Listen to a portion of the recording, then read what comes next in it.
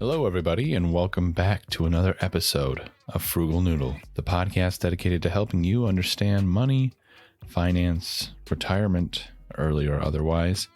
And on today's episode, the financial minimalist mindset. As a disclaimer, this is not financial advice. I am not a financial advisor. I'm simply sharing as I learn.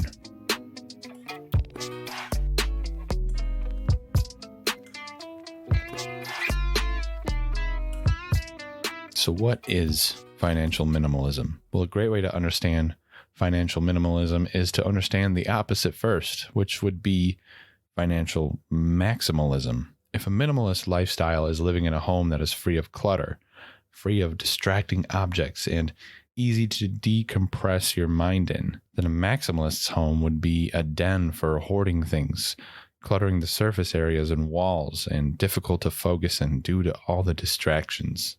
So how does the financial aspect come in? Financial maximalism would translate as contributing to that maximalist lifestyle. Money spent any chance it can be on more things and not finding satisfaction easily. It's the theme I've discussed of want, and keeping up with the Joneses. A financial minimalist would be the opposite, budget-minded and satisfied with having every need met with little financial effort. Where maximalism is wanting the next new shiny addition of everything you own, minimalism would be accepting that your needs are all met and not overextending beyond your financial reach. Now, it's important to note that a true financial maximalist is a rare thing. It's like a super spoiled rich person who does nothing good with their money and only blows it on themselves. And that's not common at all. But the most common is being somewhere in the middle of the spectrum, where individuals tend to worry about satisfying needs and then chasing down wants when the opportunity is available, but also balancing with some self-restraint. Would I consider myself to be a true financial minimalist? Not really. It is certainly what I gear myself towards more than the maximalist end of the spectrum, but I still have wants that I satisfy. I find gratification in knowing that my needs are met comfortably and avoid overextension. Just to use myself as an example. How is minimalism synonymous with frugality and simple living, the common subjects of this podcast? Frugality works into financial minimalism for obvious reasons. Being frugal means not to spend money in general or save on expenditures by taking the cheaper route.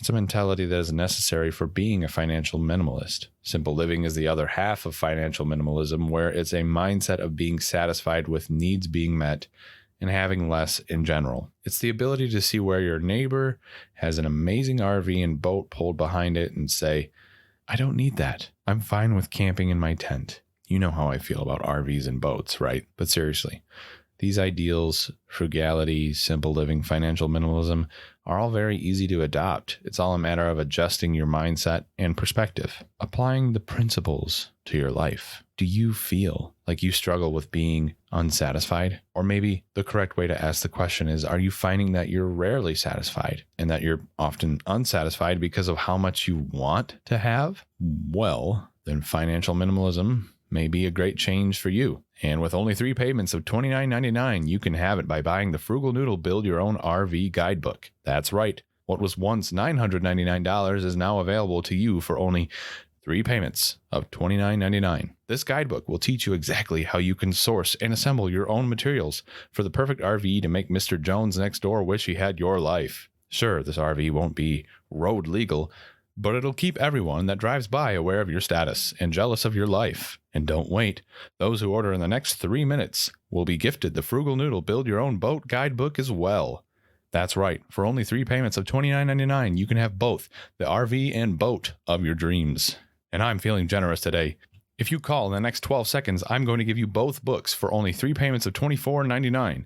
And I'll even throw in the Frugal Noodle Guide to Snooty Things to Say pocketbook. It includes phrases such as, yep, I just got her polished. And, oh, the RV only put me behind 80,000 bones. Also, this model is great, but I plan to replace it with the new one next year. And of course, everyone's favorite, you should see the marina we store it in. They have a Baskin-Robbins up the pier. So act now before this opportunity passes you up. Warning, the Frugal Noodle Build Your Own RV Guidebook and Frugal Noodle Build Your Own Boat Guidebook does not result in either a functioning RV or boat. The end products are simply yard fluff to show your neighbors that you are doing financially well and make them question how to keep up with you in terms of social status. Sorry about that. I sensed that the episode needed a sponsor, and why not sponsor it by myself as Frugal Noodle? So obviously that's a joke. I haven't published any of those books yet, but who knows? Anyways, if you're finding that you're not easily satisfied and wanting to fill in the satisfaction by spending more money on things, then some evaluation of why is necessary. Why are you finding yourself dissatisfied? There's plenty of outside elements that could play on this. Overexposure to advertisement is not healthy for your financial mind and your mind in general. Advertising is designed to psychologically mess with you and force action out of you. Whether it's obvious within yourself or not, it is always the goal of advertising. I don't find myself particularly easy to advertise to, but I can tell when an advertisement is making me feel something. Feel like I'm missing something or not meeting some expectation. If you're not aware of that happening to yourself, that doesn't mean it's not happening.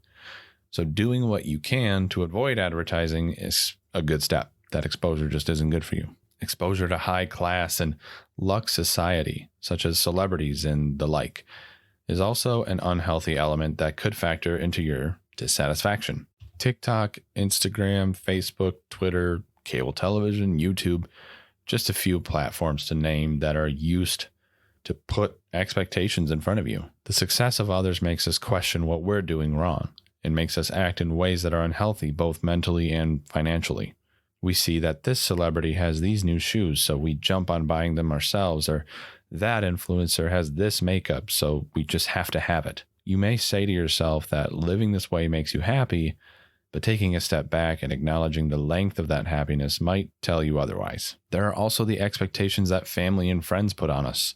Competition between siblings or lifelong friends. Who's done better? Who's had more to show for how well they've done? Do you dread family gatherings because you know that one relative is going to be there who's going to question everything you've done with your life? Do you rehearse your answers ahead of time in case that interaction does come up? Do you list out the achievements that you have to share? Get anxious about catching up with family in general. The pressures of loved ones is a hard one to break away from, but being able to say that you know what you need in life and are satisfying those things is enough to be happy with, regardless of what your uncle is saying about it. There are far too many influencers and influences on our dissatisfaction, and not all of them are external. There can be reasons that are just bedded down deep inside of each of us that take more than perspective to fix. But awareness of the external and how we acknowledge them can make a world of difference in our satisfaction. So how do you apply it to your life? Financial minimalism goes against the traditional social norms that our capitalist society has run on for generations. So when we decide to step beyond those traditional expectations, others will cock their heads at us and try to reel us back in. It's important to make progress in little ways that will then build up into big changes. You can make a drastic shift all of a sudden if you think you're self-capable, but you also don't want to sour the idea of this lifestyle and give up on it too fast. People have done it though. It's comparable to snapping at work out of nowhere, leaving the job and living in a van. Can be and has been done, but it's not for everyone. Take mental stock of your wants. Check in with why you want any of them. Then check in on your needs. Are they all being met, and even to an extent of thriving? See how you can translate those needs being met into satisfaction that overshadows the wants. I've mentioned it before, but I've found that time in nature is a grounding experience when it comes to looking past physical desires. And it doesn't need to be camping trips or visiting any terribly rustic part of the world, which is something I would enjoy, but it's not for everyone. Just look up a trail near you to hike and make a morning out of it. You'll tap into a primal part of yourself that will be grateful for the water and the snack that you've brought along with you. Make returning to nature a ritual, and you'll find it regularly resets the wanting part of your mind. At least it does for me. I would also suggest some reading material on finding satisfaction in the simpler things in life. Not necessarily anything about finance, but there are great books on Buddhism, Stoicism, and philosophy in general that will help root your mind in a less wanting way. And no, I'm not saying turn to religion. I don't turn to Buddhism for a religious perspective at all. I'm spiritual, but as far as Buddhism goes for me, it's the philosophy that I adopt. Stoicism is completely philosophy. I've just finished a book called The Buddhist on Death Row by Sheff, and the fact that the main person the tale is about Jarvis J. Masters, a falsely accused death row inmate, can find satisfaction and happiness in quite literally a living hell, should teach anyone to appreciate what they have. Beyond reading material, there are YouTube channels and podcasts galore on the subjects.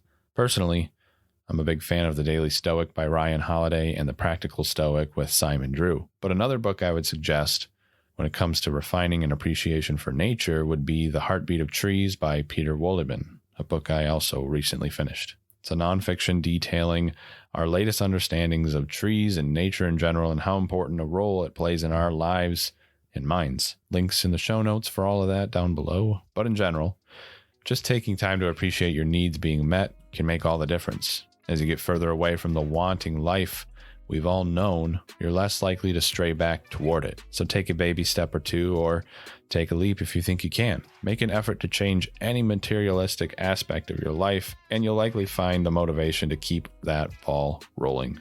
It's like when Marie Kondo came into our lives a couple years ago to teach us how to tidy up, but for our mental and financial well-being. Thank you for listening to this episode of Frugal Noodle. Be sure to follow the show wherever you get podcasts to stay up to date on the latest episodes. You can also follow Frugal Noodle on social media. The links are in the show notes below for that. And if you're interested in reaching out to me on any subject, if you want me to explore anything in an episode or have any questions, my email is frugalnoodlepod@gmail.com. The music for this episode was produced by CARBS. This is Cody of Frugal Noodle. Thank you for listening. I will see you next week.